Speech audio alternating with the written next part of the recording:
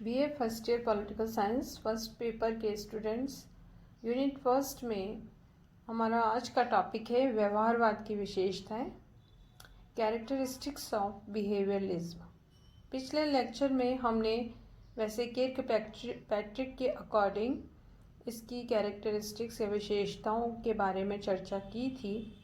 आज हम इसके जो प्रमुख प्रतिपादक हैं वे हैं डेविड ईस्टन। उनके अनुसार ये देखेंगे कि व्यवहारवाद की उन्होंने कौन सी विशेषताएं, जिनको हम मान्यताएं या सिद्धांत भी कह सकते हैं, वो बताई हैं। डेविड ईस्टन इसके प्रमुख प्रतिपादक विचारक हैं। प्रमुख रूप से उनका नाम व्यवहारवाद से जुड़ा हुआ है और उनका प्रसिद्ध एक लेख है the current meaning of behaviourism. इस लेख में उन्होंने व्यवहारवाद के आधार और लक्ष्यों के विषय में चर्चा की है, उसको एक्सप्लेन किया है। इसके आधार पर उन्होंने कुछ इसकी विशेषताएं बताई हैं कि व्यवहारवादी अध्ययन किस प्रकार का होता है, उसकी खास प्रमुख जो मान्यताएं हैं वो कौन कौन सी हैं। तो इसमें हम एक एक करके देखेंगे कि व्यवहारवाद के विषय में ईस्टन ने कौन कौन सी विशेषताएं दी हैं। पहला उन्होंने बताया है नियमन, या जिसको वेरिफिकेशन भी कहा जाता है। नियमन से अभिप्राय है कि राजनीतिक व्यवहार में सामान्य तत्व ढूंढे जा सकते हैं, उन्हें राजनीतिक व्यवहार के सामान्यीकरण और सिद्धांत के रूप में व्यक्त किया जा सकता है। इनके आधार पर मानवीय व्यवहार की व्याख्या हो सकती है और उसके बारे में जो भविष्य के लिए संभावनाएं हैं वो भी व्यक्त की जा सकती हैं। अर्थात कुछ कॉमन फैक्टर्स हैं जो कि मानव के पॉलिटिकल बिहेवियर में देखने को हर कहीं मिल जाएंगे, चाहे वो इलेक्शन पीरियड हो या अन्य प्रकार की कोई विशेष परिस्थिति हो, राजनीतिक स्थिति या घटना हो। उस संदर्भ में अधिकांश लोगों का जो व्यवहार है वो लगभग एक जैसा समान रूप से देखने को मिल सकता है। तो उस परिस्थिति, घटना या उस समय में राजनीतिक क्षेत्र के मानवीय व्यवहार में कुछ न कुछ सामान्य तत्व, कॉमन फैक्टर्स को हम कलेक्ट कर सकते हैं और उसके आधार पर परिकल्पना या हाइपोथेसिस कर सकते हैं कि आगे क्या होने की संभावना है। दूसरा जो उन्होंने बताया वो है सत्यापन, यानी जो हमने तथ्य एकत्र किए हैं उन तथ्यों को हम वेरीफाई करें, उसको क्लियर करें, स्पष्ट करें। मानवीय व्यवहार के संबंध में एकत्रित सामग्री को दोबारा जांचा जाए और उसकी पुष्टि की जाए, इसी को सत्यापन कहा जाता है। व्यवहारवादी अध्ययन पद्धति की एक विशेषता ये है कि जो भी अध्ययन सामग्री एकत्र की है, जो फैक्ट्स हमने एक कलेक्ट किए हैं, उन सबको हम सत्यापित करें, वेरीफाई करें, क्योंकि जो साइंस है वो वेरिफिकेशन पे बेस्ड होता है। साइंटिफिक अध्ययन तभी वो मान्य होगा हमारा विषय, क्योंकि साइंस है, साइंटिफिक तरीके से अध्ययन करता है। व्यवहारवादी अध्ययन वैज्ञानिक अध्ययन से जुड़ा हुआ अध्ययन है, इसलिए ये आवश्यक है कि जो भी हम अध्ययन करें वो काल्पनिक ना हो, केवल दिखाने के लिए अध्ययन नहीं हो, बल्कि उसको हम सत्यापित करने की क्षमता रखते हों। तो जो भी नियमन के आधार पर तथ्य आते हैं उनको सत्यापित करने की आवश्यकता है। तीसरा ईस्टन ने बताया है तकनीकी प्रयोग या use of techniques. Use of techniques से यहाँ अभिप्राय ये है कि जो हम सत्यापन करते हैं या नियमन भी, उसमें अध्ययन किस आधार पर किया जाए।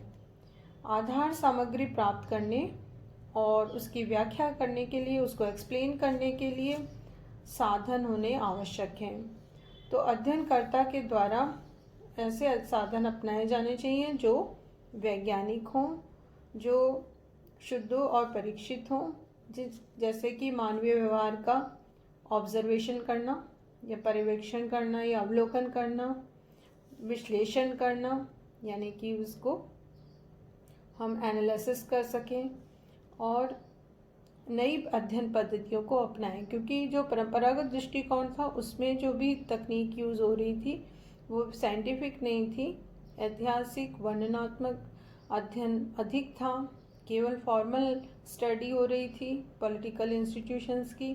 लेकिन जो व्यवहारवादी अध्ययन है वो इस चीज़ पर जोर देता है कि वैज्ञानिक तकनीकों को अपनाया जाए, साइंटिफिक टेक्निक्स अपनाई जाए, जैसे इंटरव्यू, सर्वे, सैंपल जो मेथड है उसको अपनाया जाए, या जो सांख्यिकीय पद्धतियाँ हैं उस पर बेस्ड अध्ययन किया जाए, और ये उसके आधार पर जो तथ्य हैं उनको सत्यापित किया जाना चाहिए। चौथा जो इन्होंने बताया है वो है परिमाणीकरण या क्वांटिफिकेशन। परिमाणीकरण यानी इसको अगर हम सिंपल भाषा में कहें तो किसी भी चीज़ का मेजरमेंट या मापन करना। जो भी हमने अध्ययन किया है तकनीकों के प्रयोग के द्वारा हम उसको मेज़र करें कि वो कितना सही है और कितना गलत है। सुस्पष्टता लाने के लिए ये आवश्यक है कि मापन हो। मापन और परिमाणीकरण का ये कार्य उनके अपने के लिए नहीं वरन प्रयोजन के दृष्टि से किया जाना आवश्यक होता है, और उसके द्वारा जो भी किया गया अध्ययन है वो सिद्ध किया जा सकता है। फिर उन्होंने बताया है मूल्य निर्धारण यानी वैल्यू डिटर्मिनेशन। मूल्य निर्धारण, और इसको आदर्श निर्माण के रूप में भी हम स्पष्ट कर सकते हैं। इसका मतलब ये है कि व्यवहारवादी मूल्यों की दृष्टि से तटस्थ रहना चाहते हैं, फिर भी नैतिक मूल्यांकन के कुछ मूल्य और आदर्शों का प्रतिपादन और प्रयोग आवश्यक हो जाता है। इस संबंध में अपनाए गए मूल्य और आदर्शों को अध्ययनकर्ता के मूल्य और आदर्शों से अलग रखा जाना चाहिए, और सामान्य मूल्य और आदर्श अध्ययनकर्ता के मूल्य और आदर्शों से अप्रभावित रहने चाहिए। अर्थात कि जो भी अध्ययन किया जाए वो, चूँकि साइंटिफिक अध्ययन आप कर रहे हैं, अध्ययन निष्पक्ष होना आवश्यक है। जो भी अनुसंधान करता है उसकी क्या इच्छा आकांक्षाएं हैं जिसको हम मूल्य के रूप में देख सकते हैं, वो उसके जो भी आदर्श हैं, उसकी मूल्य जो इच्छाएं हैं, उसकी जो भी आकांक्षाएं अपेक्षाएं हैं, उनको वो उस अध्ययन में नहीं थोपे, उस पर लागू ना करे, वरन जो भी जिस तरह का भी परिमाणीकरण और तकनीकी प्रयोग के द्वारा निष्कर्ष आ रहा है उसी प्रकार का निष्कर्ष को वो निर्धारित करे। क्योंकि अगर निष्पक्ष अध्ययन नहीं होगा तो वो अध्ययन वैज्ञानिक भी नहीं होगा और उसमें मूल्य शामिल हो जाएंगे। तो इसलिए ईस्टर्न ने व्यवहारवादी अध्ययन में मूल्य निर्धारण पर जोर दिया है, मूल्य निरपेक्ष अध्ययन को बढ़ावा देने पर जोर दिया है। इसके बाद नेक्स्ट उन्होंने बताया व्यवस्थाबद्धीकरण या सिस्टमेटाइजेशन। और व्यवस्थाबद्धीकरण से अभिप्राय है कि जो भी अध्ययन हम करें वो व्यवस्थित और क्रमबद्ध होना चाहिए, अर्थात सिद्धांत और अनुसंधान को संबद्ध और क्रमबद्ध रूप में समझा जाना चाहिए। इसलिए जो भी अध्ययन हो वो व्यवस्थित हो, सिद्धांत और तथ्य एक दूसरे से अपृथकनीय होते हैं। इसलिए अध्ययन में स्पष्टता होना आवश्यक है, और जिस तरह विज्ञान जो विशुद्ध विज्ञान है प्योर साइंसेस में अध्ययन क्रमबद्ध व्यवस्थित होता है, वैसा ही अध्ययन व्यवहारवाद के आधार पर राजनीति विज्ञान में भी होना आवश्यक है।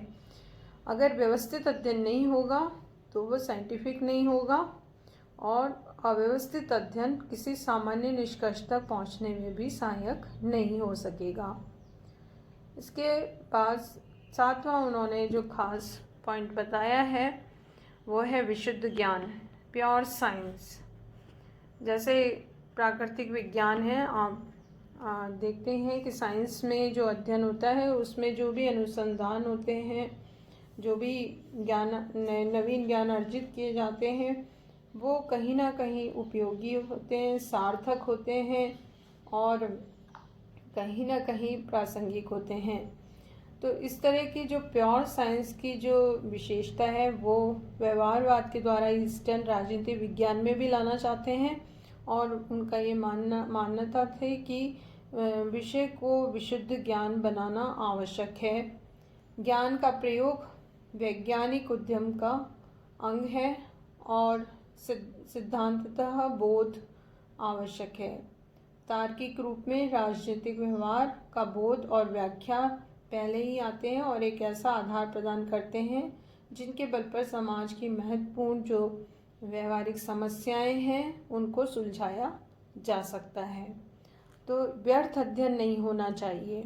जो भी अध्ययन किया जाए विषय में, वो अध्ययन ऐसा हो जो उपयोगी हो, जो कहीं किसी न किसी पॉलिटिकल प्रॉब्लम्स का सॉल्यूशन देने वाला हो, तभी विषय विशुद्ध एक साइंस या प्योर साइंस का रूप ले सकता है। तो विशुद्ध ज्ञान पर आधारित अध्ययन होना आवश्यक है। जो हमने अध्ययन किया, अनुसंधान किया, रिसर्च की विषय में, वो यूज़लेस नहीं होनी चाहिए। उनका कहीं ना कहीं यूटिलाइजेशन उपयोगिता होनी चाहिए। 8 तो उन्होंने बताया है समग्रता, इंटीग्रेशन। डेविड ईस्टन ये मानते हैं कि जो भी समस्त मानवीय व्यवहार है वो एक पूर्ण इकाई के रूप में है। उसका अध्ययन खंडों में नहीं है, उसको विभक्त नहीं किया जाना चाहिए। व्यवहारवाद के अनुसार मानव व्यवहार में एक मूलभूत एकता है और इसी कारण जितने भी सोशल साइंसेस के सब्जेक्ट्स हैं वो एक दूसरे से कहीं ना कहीं जुड़े हुए हैं।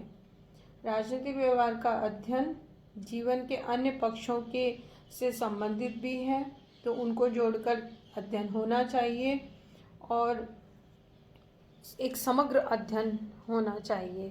क्योंकि जब तक हम राजनीतिक विज्ञान को अन्य समाज विज्ञान के विषयों के साथ जोड़कर, गैर राजनीतिक तत्वों को साथ में जोड़कर अध्ययन नहीं करते हैं, विषय के अध्ययन को हम पूर्ण नहीं कर सकते।